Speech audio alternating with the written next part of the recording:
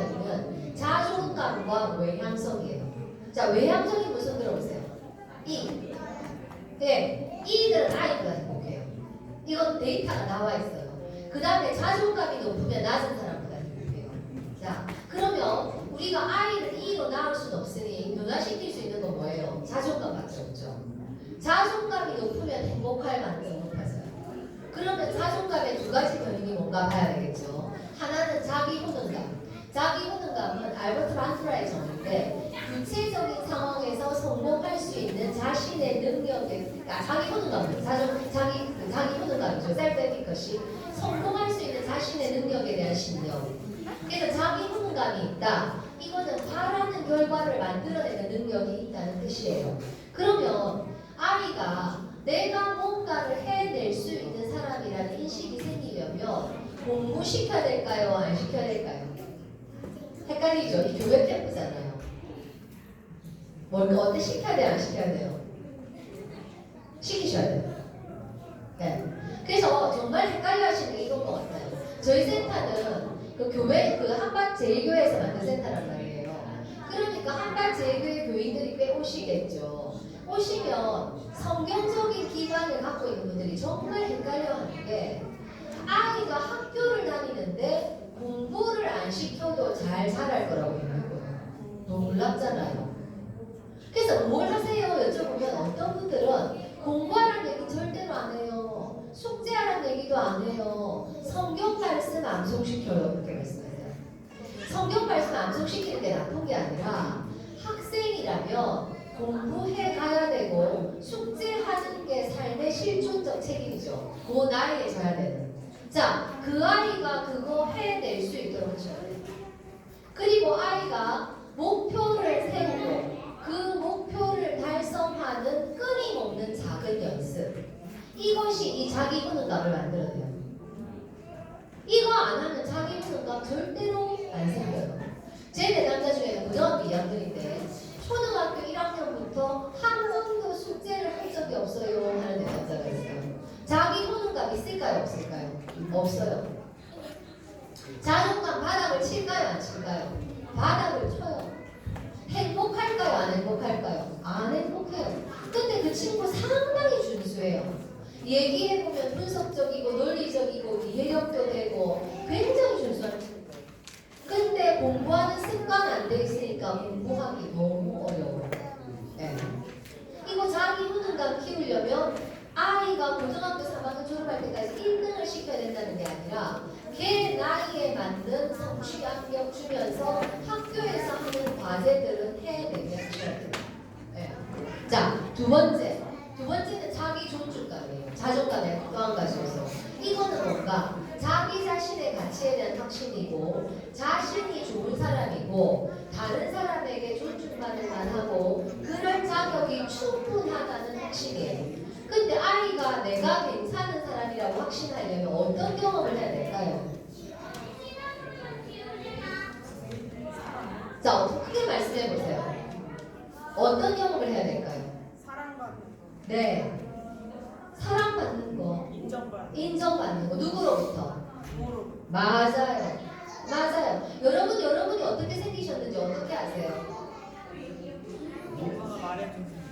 그래서 물리적인 모습. 거울 보고. 자, 물리적인 모습은 거울 보면 알아요. 그러면 내 존재가 어떤 존재인지 우리는 어떤 경험을 통해서 알까요? 누가 내 존재를 계속 경험하고 반영해줘야 돼. 어떻게? 너는 정말 귀해. 오빠가 너를 정말 사랑해. 너 정말 눈이 예쁘게 생겼다. 우리 누구 정말 성실하네. 우리 누구 진짜 열심히 노력했네. 우리 누구 정말 준수하네. 그게 뭐예요? 정신적인 거울이에요. 정신적인 거울. 그래서 내가 어떤 존재인지 계속 피드백하는 거예요. 그거 해주셔야 돼요. 자, 이때 그 절대 하면 안 되는 거. 능력에 대한 칭찬하시면 안 돼요. 우리 누구 똑똑하다. 천재 아니야? 그러면 걔 그 다음부터 실패할까봐 안 해요. 뭐에 대해서 칭찬해야 될까요? 노력. 그 아이의 행동. 성실하다. 노력하네. 이런 것들. 그 아이의 성품 이런 거를 칭찬해 주시면 이거는 정서적인 거울이 돼서 아 내가 참 괜찮은 사람이구나. 내가 지금 공부는 좀 이렇지만 내가 참 존재적으로 괜찮은 사람이구나. 자기 존중감 있어요. 그래서 이 자기 존중감하고 자기 효능감 두 개 있어야 자존감의 양축이에요. 이 두 개가 다 있어야 자존감 높아지고 자존감 높아야 행복할 수 있어요. 우리가 자존감이 낮을 때 행복한 삶이 잘 상상이 안 되잖아요. 그러면 아이들의 자존감이 높으려면 이거 두 개 해줘야 돼요. 성취 한 명 주면서 공부해내도록 해야 되고 그렇지만 어떻게 하면 안 된다고요? 선생님이나 코치의 역할이 부모의 역할을 앞서면 안 된다. 어떠한 경우에도 관계를 해치지 않겠다고 결심하면서 공부하는 잖아요. 그게 핵심이에요. 그거 여러분 아시면 너무나 많이 아는 거예요. 네. 그거 항상 헷갈리잖아요. 이거 어떻게 해야 돼? 하나님 믿으면 하나님이 삶을 인도하실 걸 믿고 공부 그냥 하는 아무것도 안 시켜야 돼? 그럼 다른 애들 다 하는데 얘 놀려야 돼? 아니에요. 학생이 학교 안 가고 뭐 해요? 학교 가서 하루 종일 뭐 해요? 공부하잖아요. 그거밖에 시켜야죠. 그러면서 설명하고 이해시키고 자기 나의 과제를 해내도록 해야죠. 자, 그렇다면 자, 요 기반 위에서 아이를 잘 기르려면 어떻게 해야 할까? 무조건적인 사랑의 기반 위에서 아이의 기질과 부모의 기질 여러 가지 상황을 공유하면서 부모 역할, 선생님 역할, 코치 역할을 균형 있게 해나가야 되는데 반드시 기억해야 될 게 있다면 무조건적인 사랑의 기반 없이 이게 무슨 뜻이에요? 아이가 어떤 행동을 하든지 간에 그 아이를 사랑하는 마음 없이 아이의 행동에 따라 조건적으로 사랑하면서 이 역할을 하면 장기적으로는 모든 것을 망가뜨릴 거라는 거예요. 그래서 이 역할들이 서로 충돌할 때 하나의 역할을 선택해야 한다면 무조건적인 사랑을 표현하는 부모의 역할을 선택할 거다. 이런 마음가짐으로 중심을 갖고 부모 역할도 하고 선생님 역할도 하고 코치 역할도 해야 되는 거예요. 여러분 몇 년 전에 있었던 제목됐죠? 스카이 캐슬 기억하세요? 스카이 캐슬 기억하세요? 자 그거 저 너무 열광적으로 재밌게 봤어요. 제가 그때 부자는 저래서 좋겠다는 생각을 했어요. 왜? 엄마 역할하고 선생님 역할하고 코디가 완전히 틀려요. 그게 그 부자들의 특권인 거예요. 코디는 정말 그 냉정한 코디가 있었잖아요. 과외 선생님하고 염정아 엄마는 뭐만 잘못했어요? 라이드하고 시험 못 쳤을 때 같이 울고 찡찡거리는 거 받아주고 힘들겠다고 해주고 그것만 하고 공부는 과외생들이 다 알아서 하고 그거 연결 다 해서 공기유발해서 다 시키는 건 코디가잖아요. 우리는 그렇게 할 수 없어요. 적어도 제가 여러분을 잘 모르지만 할 수 있다면 다행이고 저는 그럴 경제력이 안 되죠. 그러니까 세 개를 다 해서 보냈어야 되는데 그 역할들 중에서 혼란이 일어나면 아이와의 관계가 거기서 깨져요. 그때 우리는 어떻게 해야 돼요? 코디를 모셔올 수 없으니 내가 부모 역할로 중심 잡고 우선순위를 조정해야 돼요. 우선순위. 그쵸? 자, 우리가 왜 이렇게 키워야 되냐? 사랑감이 아이를 강하게 하기 때문이다. 그걸 어떻게 해야 돼요? 장기종단 연구가 있죠. 요번에 불났던 하와이 여성이에요. 회복 탄력성 연구인데요. 1955년에 하와이의 섬 중에 하나인 카와이 섬에서 태어나신 새가 833명을 대상으로 시작했는데 이 섬은 고립돼 있어서 30년 뒤에도 698명이 나갔대요. 결손 가정의 아이일수록 학교나 사회 적응이 힘들고 부모 성격이나 정신건강에 결함이 있을 아이에게 나쁜 영향을 주는데 자 심리학자인 에미 오너가 이들 중에서 가장 열악한 환경 200명을 출연해서 연구를 했는데 예상했던 결과였어요. 굉장히 상황이 나쁘고 알코올 중독이나 정신질환을 앓고 있는 부모를 갖고 있었죠. 그리고 학교에서도 여러 가지로 힘들었죠. 근데 그 중에 3분의 1, 72명은 이런 문제를 일으키지 않았다는 거예요. 얘들은 그럼 어떻게 자랐었냐? 그 책에 있는 단어 그대로 원인 그대로 세상의 모든 부모와 교육이 만들어내기를 원하는 이 이상적인 아이들로 자라 있었다. 이상하잖아.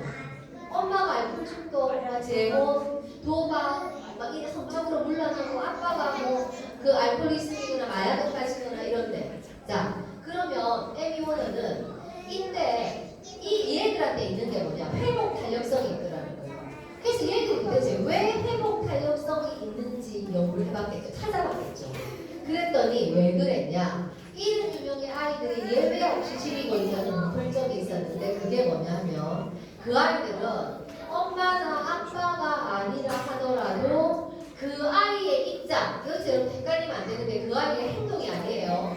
그 아이의 입장을 무조건적으로 이해해주고 받아주는 어른, 엄마 아빠가 아니어도 그 어른이 그 아이의 인생 중에 행동을 이게 이 72명이 가진 아이 72명이 갖고 있는 놀라운 회복 탄력성의 핵심이더라고요. 그래서 이 어른은 아이를 가까이서 지켜가지고 무조건적인 사랑을 베풀어서 아이가 언제든 기댈 원석이 되어주었던 사람 그 한 명이 있을 때 이 아이는 그 열악한 환경에서도 회복 탄력성을 강하게 가지고 잘 자라있더라는 장기종단 연구가 발표된 지가 벌써 20년은 넘었죠. 그러니까 이 연구의 결과는 사랑만 이 아이를 강하게 만들자. 근데 우리나라는 유교적 전통이 있는 데다가 엄마 밑에 교자난다 이런 말도 있는 데다가 집안에서 새는 바가지 밖에서도 샌다 이런 속담도 있는 데다가 오냐오냐 하면 아이를 망칠까봐 집에서 뻔하게 하는 부모님이 있죠. 자, 근데 엄한테 행동을 가르칠 때 그대로 되는데 그 아이의 감정을 대할 때 엄하면 네, 그렇거든요. 자, 그래서 그러면 자, 자녀에게 사랑, 자 여러분 진정한 사랑 여러분 갖고 있는 책 한번 보세요. 오늘 선물이거든요.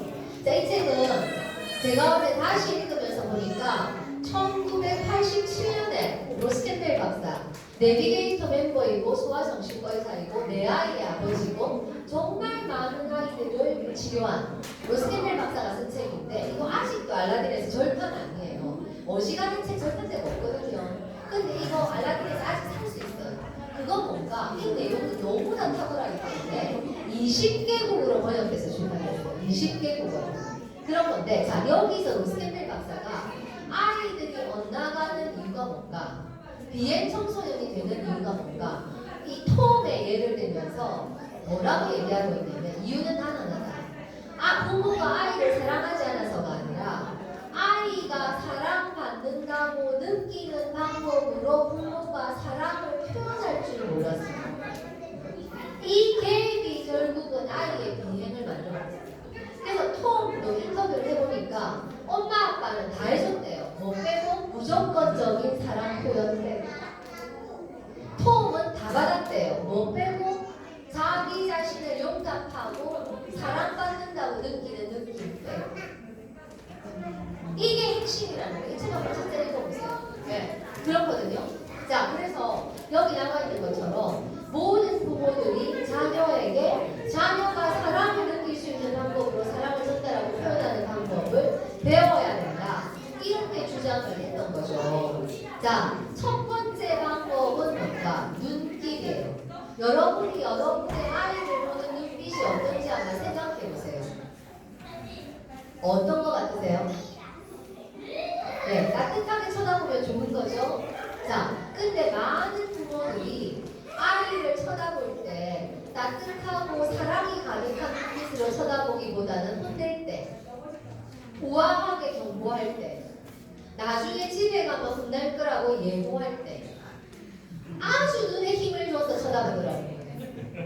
이 눈빛을 정말 사랑을 표현하려고 쓰는 부분들이 없다는 거예요. 왜 비디오 촬영을 해서 분석해 봅니다. 네. 경고할 때, 혼낼 때, 막 말로 혼낼 수 없을 때, 이럴 때만 쓰더라는 거예요. 근데 아이가 사랑받고 싶은 욕구를 채울 수 있는 가장 큰 도구가 눈빛이라는 거예요. 눈빛. 사랑이 가득한 눈빛으로 아이를 쳐다보는 것. 그래서 이걸 알고 나서 저희 집에 있는 28살짜리 청년한테도 한 번씩 아무 얘기 안 하고 왔다 갔다 하거든요. 요새 헬스장 가서 PT를 받아요.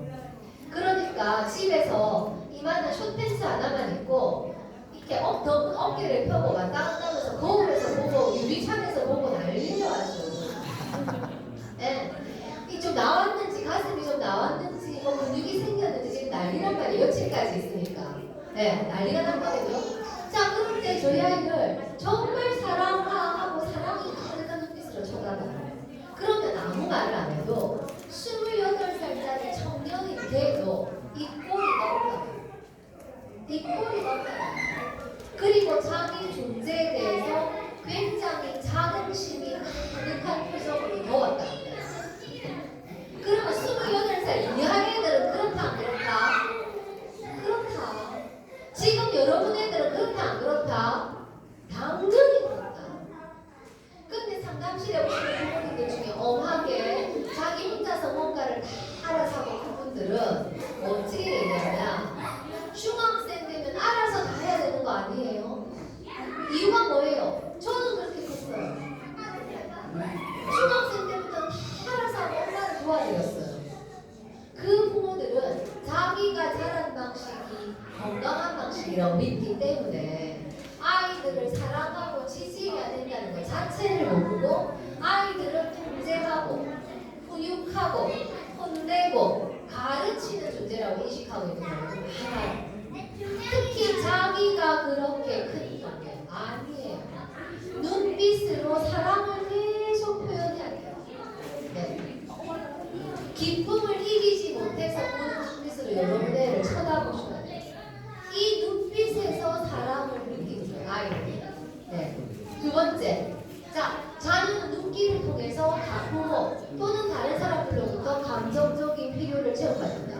자, 저희 센터에 오는 어린애들을 보면 감정적으로 굉장히 메마른 부모한테서 큰 자녀들이 올 때가 있죠. 그럴 때 그 아이한테 전 놀이치료를 하지 않기 때문에 걔를 놀이치료실에서 만나진 않죠. 만나진 않고 오고 가면서 만나서 엘리베이터에서 인사할 때 너무 사랑에 가득 찬 눈빛으로 쳐다보면서 걔한테 말을 걸면 걔가 아무리 감정적으로 메말라 있어도 그 사랑에 그 짧은 시간에 그 사랑의 멘트에 눈빛이 달라지면서 저를 쳐다봅니다. 이게 도대체 무슨 상황이길래 이런 눈빛, 이런 목소리로 자기를 부르나? 이렇게 자기를 쳐다보나? 그러니까 아이들은 거울이거든요. 부모가 주는 거를 그대로 반영한다고 보셔야 돼요. 네. 그래서 여러분이 해야 될 게 있다면 사랑이 받은 눈빛으로 아이를 쳐다보는 거예요. 네. 근데 어떨 때가 있다? 부정적인 것을 전달하려고 눈길을 쓰고 정말 혹독한 건 뭐냐? 자, 어떤 엄마들 상담할 때 보면 이런 얘기예요. 아이가 하도 말을 안 들어서 며칠 동안 투명인간 취급을 했대요. 대화도 안 하고 먹을 것만 주고 필요한 것만 주고 쌩까면서 지냈대요. 그게 때리는 것보다 낫잖아요. 그렇게 얘기해요. 아니에요. 보세요. 벌을 주는 한 수단으로 눈길을 피하는 건 정말 힘들다. 아이들은 진짜로 힘들다. 네. 아이들은 저는 심리학자니까 신생아 이런 실험들을 보면요. 태어난 지 얼마 안 된 신생아도 더 아름다운 장면이 나와요. 어떻게 하냐? 오래 가요. 아이 컨택하는 시간이 훨씬 길어요. 그리고 조금만 자라면 젊고 예쁜 여자를 할머니보다 훨씬 오래 봐요. 사진을 보여줘요. 1개월, 2개월 하거든요. 그게 아이들이거든요. 그러니까 굉장히 외부의 자극에 민감해요. 왜? 세상을 얘들은 경험하려고 준비하고 있으니까. 그때 내 부모가 나를 쳐다보는 눈빛은 정말 엄청난 정보를 갖고 있는데 이걸로 사랑을 전달한다면 아이는 사랑받는다고 느낀다는 거예요. 자, 그 다음 두 번째 방법 손길. 여러분 아이들한테 손길을 어떻게 쓰세요? 나 체벌한다 안 한다? 체벌한다. 아이들 체벌은 안 하시네요. 자, 그 아이들한테 손길은 어떻게 쓰세요? 잘하시네요. 머리 쓰다듬을 때 또 등을 어루만지면서 달랠 때 그럴 때 쓰시죠. 자, 그렇게 쓰시라는 거예요. 그리고 만약에 애가 조금 큰 것 같은데 공부하고 있을 때 뭐 지나가다가 아 우리 친구 정말 열심히 하고 있네 기특해 하고 머리 한번 만져주거나 등을 만져주거나 허용된 게임 시간이면 저희는 굉장히 의도적으로 아이가 게임하고 있을 때 사랑 표현해요. 네. 다 큰 애가 게임 표현하고 있으면 어떨 것 같으세요? 대학생 게임하고 있으면 속에 천 불이 나거든요. 네. 대학교 갔다가 군에 제대하고 와서 게임하고 있으면 진짜 속에 천 불이 나요. 진짜 예비역이 게임하는 거 보는 거 진짜 역대급이거든요. 네. 그 진짜 대박이에요. 대박. 요새 애들 말고 진짜 미치로 여기서 사리가 생기려고요. 네. 근데 그래도 게임하고 있으면 너무나 사랑해 이렇게 해요. 자, 아이가 대학 간 이후로 지금까지 엄청나게 많이 게임하는 시간들이 있었는데 그 게임할 때 저희 부부가 단 한 번도 게임에 대해서 얘기한 적 없어요. 왜? 게임은 결국 그만둘 수 없고 스타크래프트 1세대가 지금 아빠가 돼서 걔 아들하고 같이 게임을 한대요. 중학생 아들인데 스타크래프트 1세대가 40대 중반인가 후반이 돼가지고 중학생 아들하고 게임은 이제 그만둘 수 없어요. 결국은 키워야 될 건 뭐냐면 자기 조절 능력이에요. 정서 조절, 게임하는 시간 조절, 자기가 해내야 되고 이거는 제가 우리 아이 따라서 지구 끝까지 갈 거 아니잖아요. 그러면 결국 지가 망해보고 지가 조절해야 돼요. 얘기하면 관계만 나빠지는 거예요. 자, 그래서 착각하면 안 되는 거. 여러분, 만 2~3년 동안은 게임 시간, 수면 시간, 스마트폰 시간 철저하게 통제하셔야 돼요. 하고 계시죠? 하고 계시죠? 앱으로 통제하고 다 하셔야 돼요. 그 다음 잠자기 전에 스마트폰 반드시 식탁에 내놓는 거. 그거 미성년자 때는 당연히 하셔야 돼요. 그거 어렸을 때부터 그 고3까지 가요. 고3 지나면 깽판이죠. 그때는 어쩔 수 없죠. 그때는 다시 새롭게 질살이에요. 리셋이에요, 리셋. 그때는 완전히 컴퓨터 재부팅 한다고 생각해요. 컴퓨터 재부팅, 리부팅하면 어떻게 돼요? 완전히 깜깜한 데서 시작하잖아요. 그렇지만 고3까지는 그거 하셔야 되고요. 자, 손길로 저희는 그래서 굉장히 좀 저는 의도적으로 아이가 게임할 때 무조건적인 사랑을 표현합니다. 그렇게 해요. 근데 그러고 나서 군에 갔다 와서 좀 있다가 어느 날 한 1~2년 있다가 어느 날 게임 아이디를 지웠대요. 대학원 입시 준비하는 날. 저희가 은혜 받았잖아요. 이런 날이 오거든요. 게임 아이디를 지운다는 다시 깔지언정. 네. 그러다 지금 대학 가서 다시 깔았더라고요. 그렇지만 그 안에서 조절하죠. 그렇지만 저희가 다 큰 아이지만 지속적으로 무조건적인 사랑을 표현하고 통제를 주셨을 때 아이가 계속 정서 조절력, 자기의 조절력이 성장한다는 걸 느껴요. 결국은 우리의 목표는 그거잖아요. 아이가 자기 조절력을 가지고 정서 조절, 자기 삶의 조절. 그죠? 자, 두 번째 사랑을 표현하는 거 머리 쓰다는 거. 그리고 우리 이 인간은 영장류는 여기 인간은 이렇게요. 등에 이주신경이 있거든요. 근데 그 등을 쓰다듬으면 진정된대. 그래서 그 등을 만져주면 애들이 굉장히 진정되고 안정돼요. 눈도 한 번씩 만져주고 이렇게. 그리고 옆구리를 꾹꾹 찌르거나 근데 아주 어린애 같은 엉덩이를 살짝 치거나 뺨을 살짝 만지거나 이렇게 표현을 하라는 거예요. 손기로. 자, 그런데 여러분 남자 아이들한테는 사랑을 표현해야 될까요? 남성다워지지 않으니까 그만둬야 되고 여러분 답이 뭐예요? 해야 돼요. 왜? 로스테밀 박사가 미국에서 통계를 내어보니까 미국 전역에서 정신과를 찾는 남자아이 수가 사춘기에 여자아이보다 6배 많다. 근데 돌전에 미국에서 부모들이 아이를 상호작용하는 거를 찍어서 비디오 분석을 해보니까 남자아이를 안아주는 횟수가 여자아이를 안아주는 횟수의 5분의 1, 6분의 1입니다. 자, 이거 무슨 얘기예요? 남자아이들도 2차 성징이 발현되기 전에는 남성이 아니라 아이니까 손길과 스킨십으로 사랑 표현해야 됩니다. 자, 스킨십이 너무나 강력한 사랑의 언어잖아요. 사랑의 동이잖아요. 아까 하루 오시면서 여러분 보셨잖아요. 바늘이 꽂혀있어도 엉덩이한테 간다는 게 아니야. 그게 스킨십의 욕구라니까. 인간이 갖고 있는. 예, 그러면 남자한테는 스킨십을 나타나는 그 아이의 결핍을 초래하는 거예요.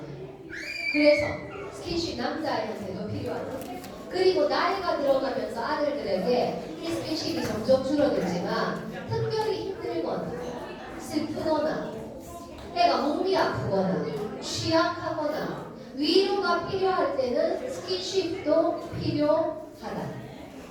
그렇게 생각하셔야 돼요. 그래서 저희 볼 때 저희 아이 키 178인데 아직도 스킨십 해요.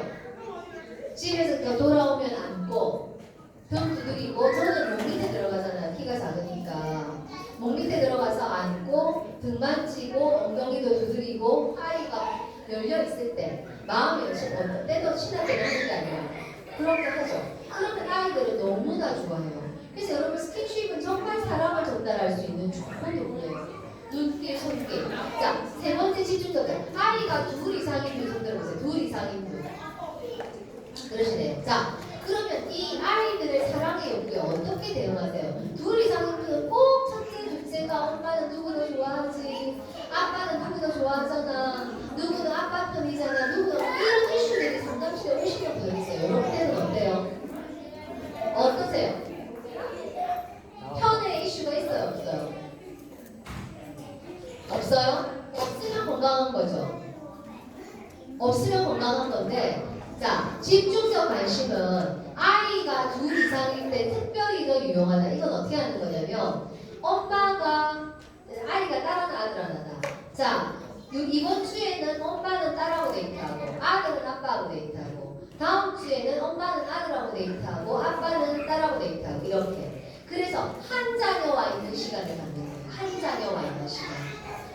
그래서 로스 캠벨 박사는 아이가 넷이었으니까 이 넷을 스케줄을 짜서 돌아가면서 데이트를 했대요. 그래서 딸하고 데이트하는 시간은 딸의 피아노 레슨이 끝나고 나서였는데, 로스 캠벨 박사는 그 데이트를 위해서 진료 시간을 마련했대요.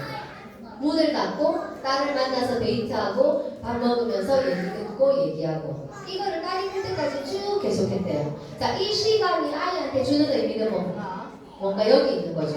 자녀로 하여금 부모가 자기를 이 세상에서 가장 중요한 사람으로 생각하고 있다고 만들어주는 것. 이게 목적이에요.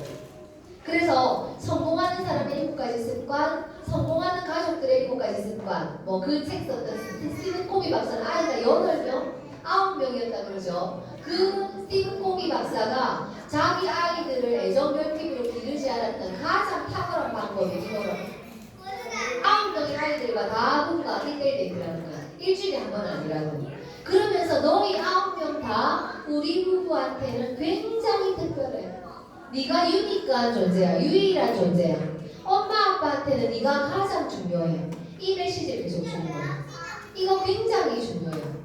그래서 아이가 둘 이상인 분들은 특히 더 해보시고, 그 다음에 아이가 둘 이상이 아니어도 엄마 아빠 성별이 다르고 엄마 아빠가 정서적으로 안전한 정도나 기질이 다르니까 아이를 오픈하는 것들이 다르거든요.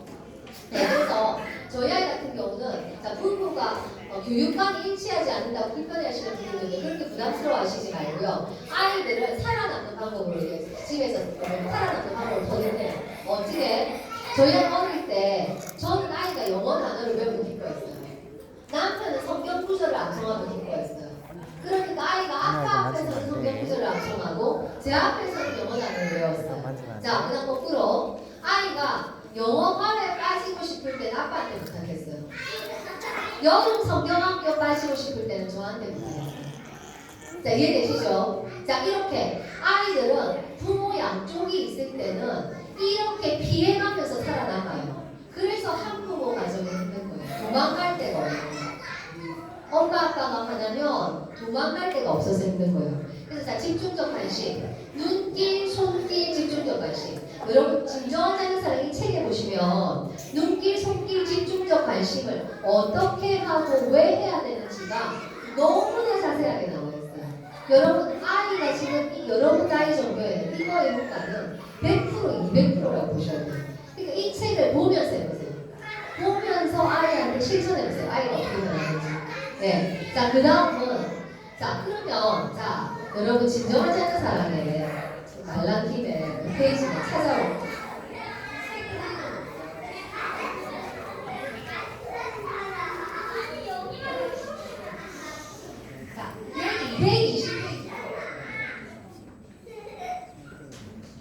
자, 120페이지에 뭐라고 되어 있냐면 앞부분의 내용이 뭐냐면 로스 캠벨 박사가 교회에 가서 세미나를 하면 사랑하는 방법에 대해서 길게 세미나를 하고 쉬는 시간을 갖고 있대요. 그러면 꼭 누가 질문하러 나온대요.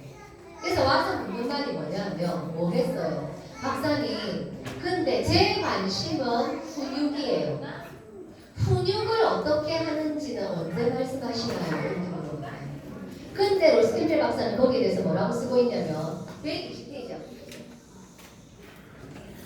자녀에게 풍성한 눈길과 손길 120페이지 위에서 두 번째 문단에 한 8째쯤 있죠. 자녀에게 풍성한 눈길과 손길 그리고 집중적인 관심을 적절한 방법으로 베풀어 줌으로써 자녀로 하여금 사랑받고 있음을 느끼게 하지 않고 있었다면 더 이상 읽지 마십시오. 고딕체로 써놨죠. 읽어봐야 실망만 할 것입니다. 무조건적인 사랑의 기초가 없이 행동을 통제하는 기술만 적용하는 것은 야만스럽고 비성서적입니다. 그리고 하임 기트너라고 하는 사람은 지시 없이 지시가 통하지 않습니다. 그러니까 훈육의 바탕은 뭔가? 사랑 표현이에요. 이거 없이 훈육해봤자 안 먹힌다는 거예요. 자, 이해되셨나요? 자, 여러분이 그래서 요 책의 120페이지 그 요 뒷부분 적용하시려면 앞부분 실천하셔야 돼요. 그게 전제예요. 그러면 훈육의 첫 단계는 뭔가? 요청이에요. 요청. 왜? 요청해서 아이들이 할 수 있으면 아이들은 책임감 개인적으로 느낀다. 그리고 아이의 자존감도 올라간다. 그리고 요 명령함 말고 요청해야 되는 뭔가?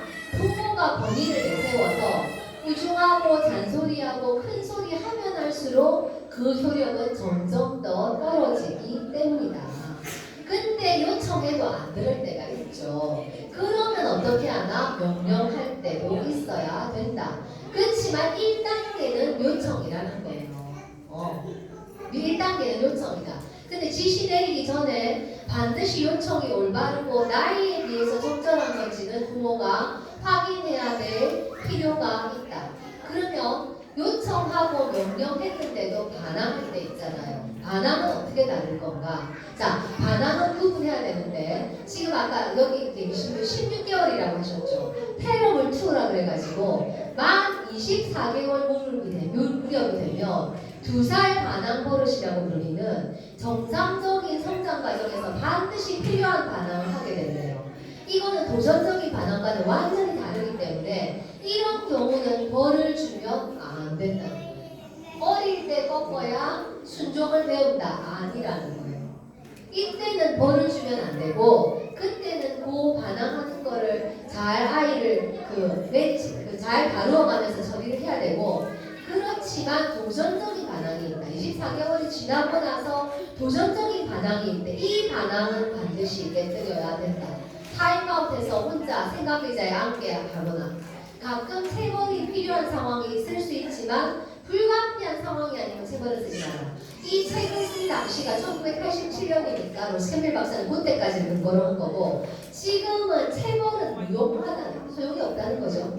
네. 그래서 체벌의 나쁜 영향력 그때만 해도 저 불가피할 때 체벌을 써야 될 수도 있지만 체벌은 인성교육에는 효과가 없고 그 다음에 체벌은 주는 자와 받는 자 사이의 신뢰를 허물고 받는 아이는 불조심을 키우고 불안감을 느끼고 훗날 불안장애, 알코올 중독 이런 심적 문제를 유발하고 장기적으로 반항심을 증가시키고 나중에 폭력적이 될 수 있고 나중에 체벌하는 어른이 되고 그 다음에 훗날 나중에 그 대가를 혹독하게 치르게 되고 그래도 체벌을 해야 된다면 체벌은 최후의 방법이어야 되는데 체벌할 때 지켜야 되는 건 존재에 대한 비난은 절대로 하면 안 된다. 나쁜 녀석, 바보 같은 녀석, 멍청한 녀석 존재에 대한 비난은 절대로 하면 안 되고 행동에 대해서만 물 줘야 되고 신체적인 상처 입혀서는 안 되고 잘못을 한 직후에 반드시 그 행동에 대해서만 해야 되고 현재 저지른 잘못에 비해서 네 옛날에도 그랬잖아 하고 과거 거 끌어오면 안 되고 자, 울면 혼자 좀 내버려뒀다가 울음을 그치면 눈길, 손길, 필요하다면 집중적 관심으로 아이를 정말로 사랑하고 있다고 느끼게 해주고 마무리를 반드시 해야 된다. 근데 우리의 체벌은 굉장히 감정적인 상황에서 일어나죠. 그러니까 이렇게 마무리하기가 참 쉽지 않죠. 자, 그러면 존재를 비난하면 안 되는 이유를 한번 실험으로 한번 봐요. 이거 왜 아까 거 돌아갔는데 이거 왜 안 돌아가죠?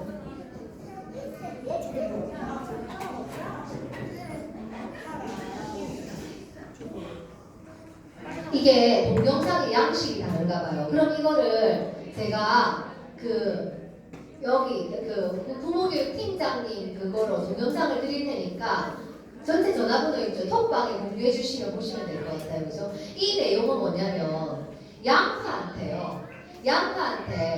계속 그 음악을 들려주고 키웠어요.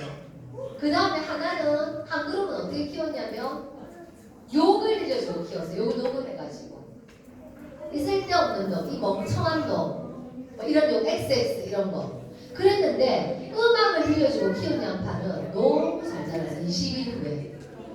근데 욕을 듣고 자란 양파는 싹이 안 난 것도 많아요. 자, 이걸 설명하는 이론은 파동 이론이에요. 파동 이론. 말의 파동이 양파의 수분에 영향을 줬을 거라고. 사람은 어떻게 했어요? 70%가 물이죠. 70%가 물이니까 영향을 줄 수밖에 없죠. 우리한테 영향을 줄 수밖에 없죠. 예. 자, 그래서 여러분이 아이들한테 정말 주의해야 될 하나가 있다면 그건 언어예요. 언어. 상담실력을 내담자들한테 가장 영향력을 미치는 건 부모로부터 가장 많이 들은 말이에요. 그것이 긍정적 말이든 부정적 말이든 그래요. 말은 영향력이 있고 힘이 있어요. 그래서 굉장히 자기를 돌보지 못하고 타인 중심으로 사는 어떤 내담자에게 당신이 부모로부터 가장 많이 들은 말이 뭐예요? 하고 물어봤을 때 네가 참아라. 네가 참아라. 그 부모가 돌아가시고 안 계시는데도 그것이 기준이 돼서 살아가고 있는 걸 보게 돼요. 여러분도 그런 부분이 있을 거예요. 여러분 자녀도 여러분의 말이 영향력이 돼서 살아가게 될 거예요. 그러니까 자녀와 부모와의 관계에서 정말 중요한 한 가지를 딱 꼽으라면 그건 말이에요. 말이 그 아이의 삶을 끌고 가는 거예요. 그 말의 씨앗을 부모가 심어요. 네, 그렇거든요. 그래서 여러분이 그걸 정말 주의하셔야 되고 사랑 표현을 하는 것은 뭐 너무나 중요하죠. 자, 사랑 표현과 버금가게 중요한 거 감정에 대한 거 감정. 감정은 어떻게 해야 될까요? 공감해야 돼요. 공감. 그게 감정 코칭이에요. 왜 감정에 공감해야 되는가? 감정은 공감받으면 성장하기 때문에. 그 감정의 성장이란 뭔가? 분노를 느끼는 걸 덜 느끼는 것도 성장이고 분노를 느끼는 걸 안 느끼는 것도 성장이고 분노를 느끼는 상황에서 긍휼히 여기는 마음이 생기는 것도 성장이죠. 이렇게 아이의 감정이 어른의 감정으로 성장하려면 누군가가 그 감정에 대해서 너 정말 힘들었겠다. 정말 억울했겠네. 이렇게 얘기를 해줘야 된다는 거예요. 근데 부모들은 나 학교에서 진짜 힘들었어. 그러면 힘들었겠다 해서 엄마 나 힘들어서 내일 학교 안 갈래. 이럴까봐 그 말을 못하는 거예요. 아니에요. 아이들은 그 감정에 공감해주면 학교 힘들어서 어떡하지? 엄마가 이렇게 물어보면 그래도 엄마 학교인데 가야지 하는 얘기 애가 해요.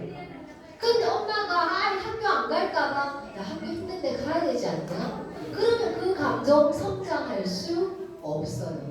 부부도 마찬가지예요. 아내들 제일 힘든 건 뭐예요? 왜 힘들대요? 남편이 아내의 감정에 공감 못할 때 힘들어요. 네. 회사 다니면서 힘들다고 하는데 그럼 그만둬. 내가 2배 벌어올게.